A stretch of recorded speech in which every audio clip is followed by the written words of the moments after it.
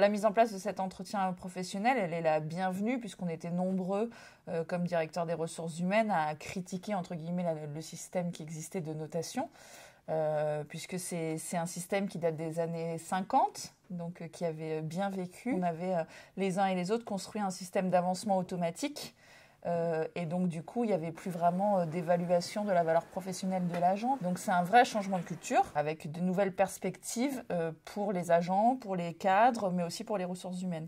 Cet entretien professionnel, il a 3 objectifs. Le premier, c'est permettre à l'agent de comprendre les objectifs collectifs et individuels qu'on attend de lui, et puis de s'exprimer sur ses souhaits et ses évolutions professionnelles. Le deuxième objectif, c'est pour l'encadrement. C'est l'occasion de faire le point sur le travail de ses collaborateurs et d'identifier leurs souhaits professionnels, d'évolution et d'avoir une gestion plus personnalisée de leur parcours. Et le troisième objectif, il est vraiment là institutionnel ou pour l'employeur, c'est de disposer d'une photographie des ressources humaines et des potentialités de chacun et de pouvoir prendre les décisions cohérentes qui vont derrière.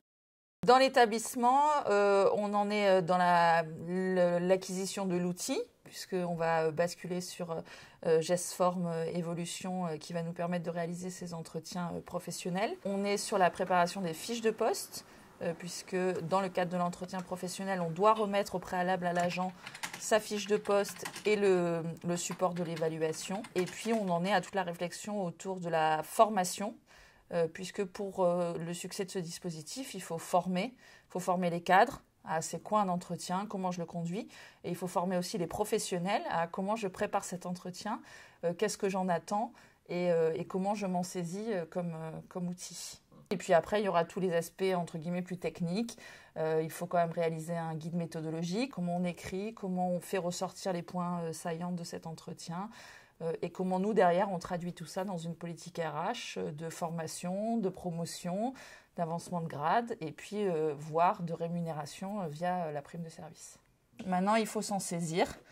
Ça nécessite de la préparation, de l'investissement de tous, mais voilà, un changement de culture qui est le bienvenu en 2021.